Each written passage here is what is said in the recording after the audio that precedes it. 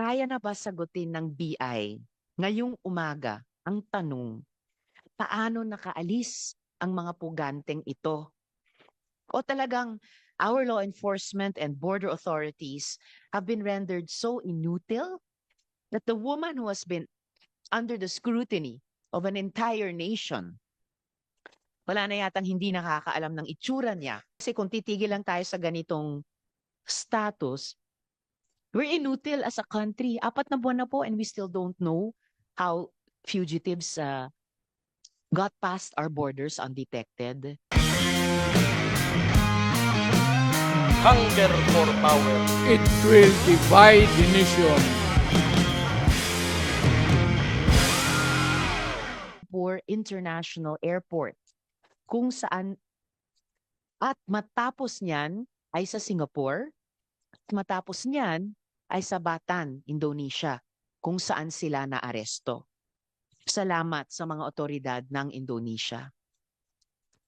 Para sa mga nagtatanong, yung title na cancellation of Alice Guo's passport, yan po kasi ang naging panawagan several months ago nung ako'y nag-deliver ng privilege speech. Obviously, the cancellation of her passport is not what we seek now, but real and concrete answers. Kaya na ba sagutin ng BI ngayong umaga ang tanong, paano nakaalis ang mga puganteng ito? O talagang our law enforcement and border authorities have been rendered so inutile that the woman who has been under the scrutiny of an entire nation, wala na yatang hindi nakakaalam ng itsura niya. So one time, other worrisome developments have emerged. Pinapakita ng mga ito na tila ang daling maglabas-masok sa bansa ng walang pagkilatis. Over the past months, there has been one arrest after another of Chinese spies in the Philippines, some even working with Filipino citizens. Nabahala ako doon sa isang detalye sa isang article na nabasa natin, na these spies have given cash, vehicles, and motorbikes to local governments in the Philippines in 2022, including the city of Tarlac. Tarlac, kung saan taga roon si Guo Huaping. Nabalitaan din po natin na ang kamakailan lang ang di umanong pagpapalusot ng mga pogo bosses papunta ng ibang bansa, imbes na ibalik sa bansang China. Ang modus daw ay hindi direct flight ang binibili. Tapos, sa layover, naglalaho na parang bula ang mga boses sa kanilang transit destination. And where, for God's sake, is Harry Roque? Bakit parang libre na lang siyang mag-post ng kung ano-ano sa social media na parang kinukutya pa ang administrasyon at mga otoridad natin while avoiding arrest for charges of human trafficking? According to my sources, Harry Roque flew into Shanghai from Dubai on December 8th, 2024. Stayed in Shanghai for just one day and then flew out to the casino city of Macau. Sino kaya ang tumutulong sa kanya? In the meantime, the porousness of our borders is also making it easier for our kababayan to be trafficked to scam compounds in another country. Mayroon pong Pilipino na handa pong magkwento na sila ay nahikayat lumabas dahil daw nanalo sila ng all-expense-paid trip to Thailand. Ngunit ang akala nilang once-in-a-lifetime memory, naging pangungot.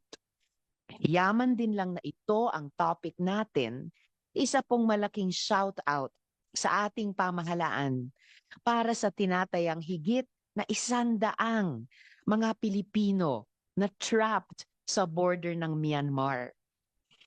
Nailikas nga sila mula sa mga scam compounds pero dahil sa buhol-buhol na burokrasya gawa ng 3 bansa ang nagko-coordinate. Thailand, Pilipinas, at Myanmar. Hindi pa sila na itatawid pauwi. One of these individuals has reportedly been raped. Here are the conditions in the facility in Myanmar. At hindi po mga ito galing sa mga Pilipino doon dahil bawal sila kumuha ng photo. Pero galing sa media na pinayagan mag-cover.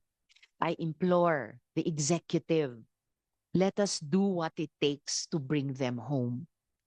This is about accountability.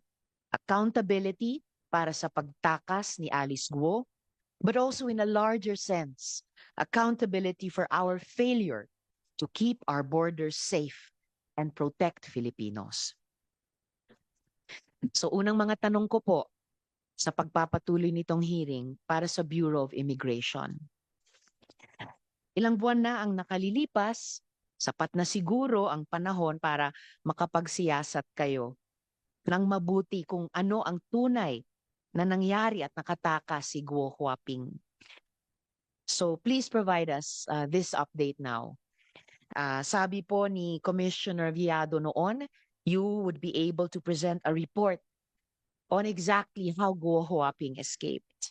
So ngayon na po ang pagkakataon.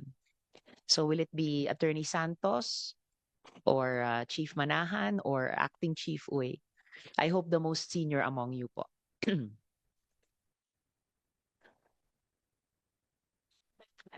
Sorry? Ano po? Ay, nako.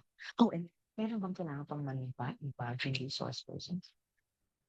Let me, although kinakabahan ako sa body language, but bago ko tawagin yung magsasagot para sa BI, may I ask our COMSEC, attorney, kung meron pong mga bagong resource persons na kailangan pang manumpa. And if the COMSEC, of course, could recognize all the resource persons present this morning. Salamat po. Yes, ma'am. Magandang umaga po sa ating lahat, Madam Chair. From the Department of Justice, representing Secretary Remulla as well as USEC Nicolas T. of the Interagency Council Against Trafficking, we have Attorney Olivia Torrevilla and Attorney Mary Grace Quintana. Kindly please acknowledge once your name is called. Thank you, ma'am. From the Department of Foreign Affairs, we have Director Brian Dexter Lau, Mr. Jonel John Domingo, Assistant Director Charlie Florian T. Prenicolas, and Case Officer Aaron Patrice Isabel Frias. From the Department of Interior and Local Government, we have Attorney Ross Rafael Bascuña. With him is also Attorney Keith Mengulio, Attorney David Rafael Monsalud, Attorney Nicole Boqueren. From the Department of Transportation, we have Captain Jim Sidionco, and with him is Attorney Noel Alarcon. From the Department of Migrant Workers, we have Assistant Secretary Francis Ron de Guzman. From the Philippine National Police, we have Police Brigadier General Reynaldo Pawit. With him is Police Captain Nino A. Padernal, Police Major Julius Vincent Libang, and Police Lieutenant Colonel Mark Carlos Abaja. From the Bureau of Immigration. Attorney, I think I also see Police Major General Nicolas Torre with us this morning. Yes, ma'am. Thank you, General. Sorry, Madam Chair.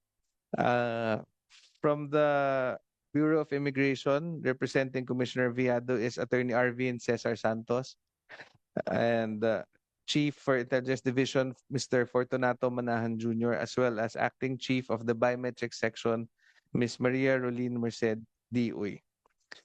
From the National Bureau of Investigation, we have Head Agent Mr. Palmer U. Malyari, and with him is Dr. Alfredo Cahanding.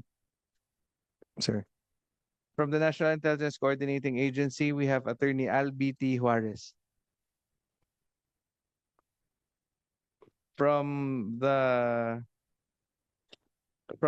Philippine Amusement and Gaming Corporation, we have retired Brigadier General Raul P. Villanueva. And with him is Attorney Jessa Maris Fernandez. From the Civil Aviation Authority of the Philippines, we have Attorney Aldrian Gose, Mr. Armando Magsipok, Attorney Joy Gabriela A. Bedanya, and Colonel Isaias Espino. From the Maritime Industry Authority, we have Engineer Ronaldo P. Bandalaria. With him is Attorney Dem Thomas T. Redoña and Mr. Archimedes Joel Montereso. From the Philippine Ports Authority, we have Attorney Dominic Paulo C. Marquez. From the Manila International Airport Authority, we have General Manager Eric Jose Ines. And with him is Senior Assistant General Manager Maria Lourdes Reyes. From the Presidential Anti-Organized Crime Commission, we have invited Yusek Gilberto Cruz. From the Philippine National Police Criminal Investigation and Detection Group, we have Police Major General Nicolas Torre III. Good morning, sir. From the Philippine Coast Guard, we have Commodore Eugenio Federico, Captain Oliver C. Tanseco, Attorney Gerson Gamas, Commander Lynn Hinete, Lieutenant Van Angelo G. Gonzalez, and Commander Orly A. Wong. From the Philippine Navy, we have Captain Jim P. Razo. Likewise, Madam Chair, I would like to inform the body that we have invited former Commissioner Norman Tansinko of the Bureau of Immigration. However, despite several follow-ups, we did not get any confirmation nor regrets from him. That is all, Madam Chair. At this juncture, would you like me to administer the oath, Madam Chair? Yes, please, to any who have not taken the oath yet in the previous hearing. Yes. Salamat, Attorney. Can everybody please kindly stand up and raise your right hand? For those who have not yet taken the oath in the previous hearings. Do you swear to tell the truth and nothing but the truth in this public hearing? You may sit down, please. Thank you. Madam Chair, the oath has been administered. Salamat, Attorney Mortel, Comsec. So, balik po ako sa BI. I recall po nung November 24, sabi po ninyo, you wrote a letter to the different immigration units in Asia. At ang status ng marami doon ay awaiting reply. I recall the summary of correspondences the Bureau submitted then were various requests and reiterations of requests to various addressees, Indonesian, Malaysian, Singaporean, Australian, Hong Kong, beginning August 2024 till November 2024. At least kalahati nito, 6, ay awaiting reply. So 4 months na po, so may reply na po ba sila sa inyo at sa atin? Yes, Chief Manahan. Madam Chair, good morning. With regard po sa issue of the results ng mga replies, as far as I can remember, Madam Chair, no official replies, written replies received by the Bureau of Immigration as of this date. Pero sa informal channel po, Madam Chair, they are may mga information po sila na sinabi na walang results or wala hong information with regard to the arrival or departure of the GUOs on those particular dates. But with regard to the written or official replies, the Bureau of Immigration haven't received any from those counterparts. So okay lang po ba yun sa atin? I mean, basta na lang natin malalaman kung paano nakaalis si Guo Huaping et al. Madam Chair, Last year, the Bureau of Immigration submitted the report to your honorable office, Madam Chair. And with regard to any progress or developments as manifested last November, we will consult with, we will check from the Office of the Commissioner if there's any report submitted from November to this date, Madam Chair.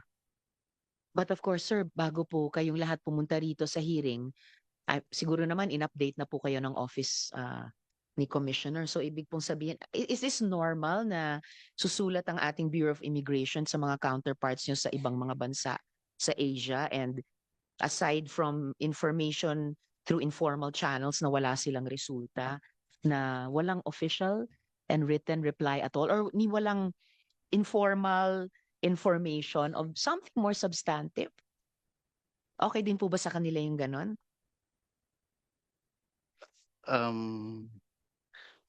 With dun sa case po ng Guo case, ma'am, as I can remember, yung the Commissioner Tansinko at that time sent a letter, official letter to the Commissioner of Indonesia. Yun po yung naging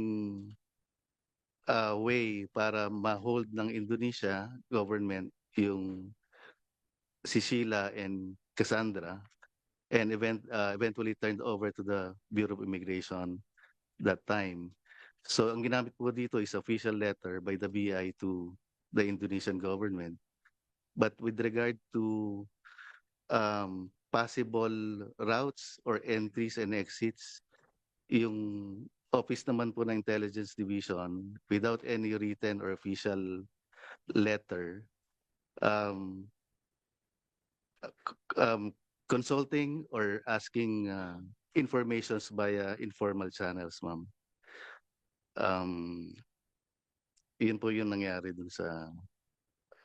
But it was no longer Commissioner Tansinko who promised this subcommittee, promised our chair, Senator Coco Pimentel, that there would be an update, there would be a report. It was already Commissioner Viado. So, kasi kung titigil lang tayo sa ganitong status, we're inutil as a country. 4 na buwan na po and we still don't know how fugitives got past our borders undetected.